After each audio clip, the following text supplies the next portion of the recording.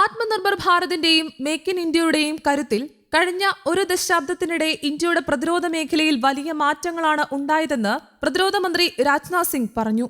സ്വന്തം പ്രതിരോധ ആവശ്യങ്ങൾ നിറവേറ്റുന്നതിനൊപ്പം ആഗോള പ്രതിരോധ ഉൽപാദനത്തിന്റെ പ്രധാന കേന്ദ്രമായും പ്രതിരോധ ഉപകരണങ്ങൾ കയറ്റുമതി ചെയ്യുന്ന രാജ്യമായും ഇന്ത്യ മാറുകയാണെന്ന് അദ്ദേഹം ഓർമ്മിപ്പിച്ചു. 80ാമത് സ്വാതന്ത്ര്യദിനത്തിന്റെ ഭാഗമായി രാജ്യത്തെ സൈനികരെ അഭിസംബോധന ചെയ്യുകയായിരുന്നു രാജ്നാഥ് സിംഗ്. പ്രധാനമന്ത്രി നരേന്ദ്രമോദിയുടെ നേതൃത്വത്തിൽ പ്രതിരോധ സേനയുടെ ആധുനികവൽക്കരണത്തിനും ഭാവി യുദ്ധ സാങ്കേതിക വിദ്യകളുടെ വികസനത്തിനുമാണ് കേന്ദ്ര സർക്കാർ ഏറ്റവും ഉയർന്ന മുൻഗണന നൽകുന്നതെന്നും രാജ്നാഥ് സിംഗ് വ്യക്തമാക്കി.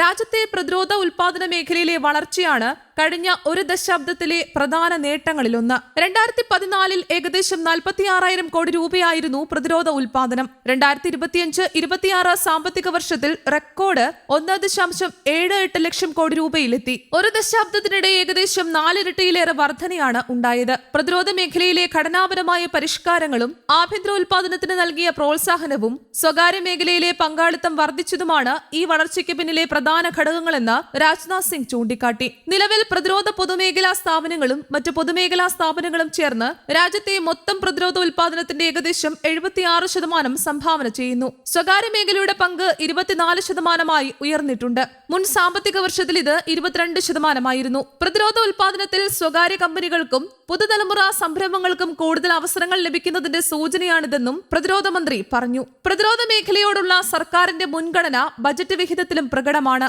2013-14 2.53 ലക്ഷം കോടി രൂപയായിരുന്ന പ്രതിരോധ ബജറ്റ് 2026-27 7.85 ലക്ഷം കോടി രൂപയായി ഉയർന്നു. ആധുനിക ആയുധ സംവിധാനങ്ങൾ സ്വന്തമാക്കുന്നതിനൊപ്പം ഗവേഷണം, സാങ്കേതിക വിദ്യാ വികസനം, അടിസ്ഥാന സൗകര്യങ്ങൾ, സൈനികരുടെ ക്ഷേമം തുടങ്ങിയ മേഖലകളിലും നിക്ഷേപം വർദ്ധിപ്പിക്കുകയാണ് ലക്ഷ്യം. കഴിഞ്ഞ ഒരു വർഷത്തിനിടെ മാത്രം 8.75 ലക്ഷം കോടി രൂപയിലധികം മൂല്യമുള്ള പ്രതിരോധ പദ്ധതികൾക്ക് പ്രതിരോധ ഏറ്റെടുക്കൽ കൌൺസിൽ അംഗീകാരം നൽകിയതായും രാജ്നാഥ് സിംഗ് കൂട്ടിച്ചേർത്തു. പ്രതിരോധ രംഗത്ത് വിദേശ ആശ്രിതത്വം കുറച്ച് തദ്ദേശീയമായ സാങ്കേതിക വിദ്യ വികസിപ്പിക്കുന്നതിനാണ് സർക്കാർ കൂടുതൽ ഊന്നൽ നൽകുന്നത്. ഇതിന്റെ ഭാഗമായി ദീർഘദൂര മിസൈലുകൾ, വ്യോമ പ്രതിരോധ സംവിധാനങ്ങൾ, നാവിക ആയുധങ്ങൾ, ഗൈഡഡ് റോക്കറ്റുകൾ, ഹൈപ്പർസോണിക് സാങ്കേതിക വിദ്യ തുടങ്ങിയ മേഖലകളിൽ ഇന്ത്യ മുന്നേറ്റം കൈവരിച്ചതായി മന്ത്രി വ്യക്തമാക്കി. പരമ്പരാഗത ആയുധങ്ങളെ കൃത്യമായി ലക്ഷ്യം വെക്കുന്ന പ്രിസിഷൻ സംവിധാനത്തിന്റെ പരീക്ഷണം വിജയകരമായി പൂർത്തിയാക്കിയതായി അദ്ദേഹം പറഞ്ഞു.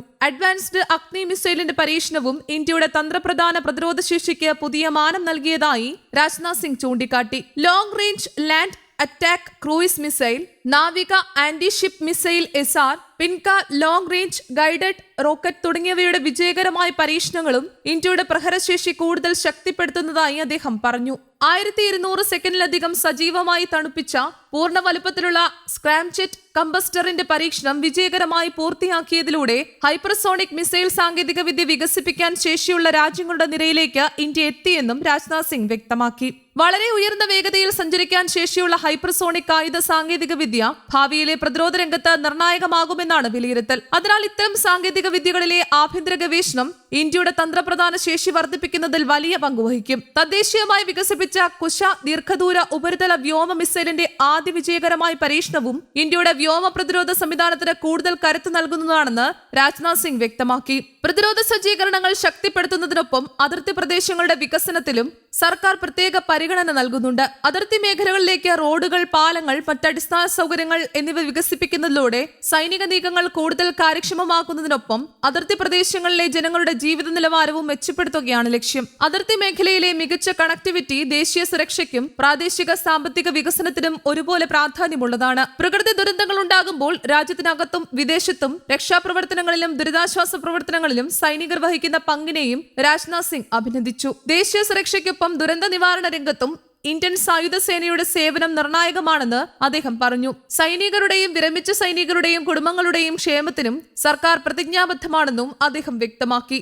കഴിഞ്ഞ 5 വർഷത്തിനിടെ മുൻ സൈനികർക്കായുള്ള എക്സ് സർവീസ്മെൻ കോൺട്രിബ്യൂട്ടറി ഹെൽത്ത് സ്കീമിന്റെ ബജറ്റിൽ 300% വർധന ഉണ്ടായതായും മന്ത്രി വ്യക്തമാക്കി. പ്രതിരോധ സേനയിൽ സ്ത്രീകൾക്ക് കൂടുതൽ അവസരങ്ങൾ നൽകുന്നതിനും നാരീശക്തിയെ ദേശീയ സുരക്ഷയിലും രാഷ്ട്ര നിർമ്മാണത്തിലും ഫലപ്രദമായി വിനിയോഗിക്കുന്നതിലും സർക്കാർ തുടർന്നും ശ്രദ്ധ കേന്ദ്രീകരിക്കുമെന്ന് രാജ്നാഥ് സിംഗ് വ്യക്തമാക്കി.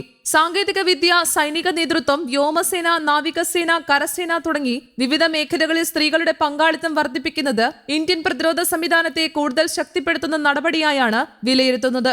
ആത്മനിർഭർ ഭാരതും മേക്ക് ഇൻ ഇന്ത്യയും പ്രതിരോധ മേഖലയിലേക്ക് വ്യാപിപ്പിക്കുന്നതിലൂടെ ആയുധങ്ങളും സൈനികോപകരണങ്ങളും ഇറക്കുമതി ചെയ്യുന്ന രാജ്യത്തിൽ നിന്ന് അവ തദ്ദേശീയമായി വികസിപ്പിക്കുകയും ഉൽപ്പാദിപ്പിക്കുകയും കയറ്റുമതി ചെയ്യുകയും ചെയ്യുന്ന രാജ്യമായി ഇന്ത്യ മാറിക്കൊണ്ടിരിക്കുകയാണെന്ന് രാജ്നാഥ് സിംഗ് പറഞ്ഞു. പ്രതിരോധ ഉൽപാദനത്തിലെ വർധന, സ്വകാര്യ മേഖലയുടെ പങ്കാളിത്തം, തദ്ദേശീയ സാങ്കേതിക വിദ്യ, ഗവേഷണ വികസന പ്രവർത്തനങ്ങൾ, ആധുനികവൽക്കരണം എന്നിവ ഒരുമിച്ച് ചേരുമ്പോൾ ഇന്ത്യയുടെ പ്രതിരോധ മേഖല പുതിയൊരു ഘട്ടത്തിലേക്കാണ് കടക്കുന്നത്.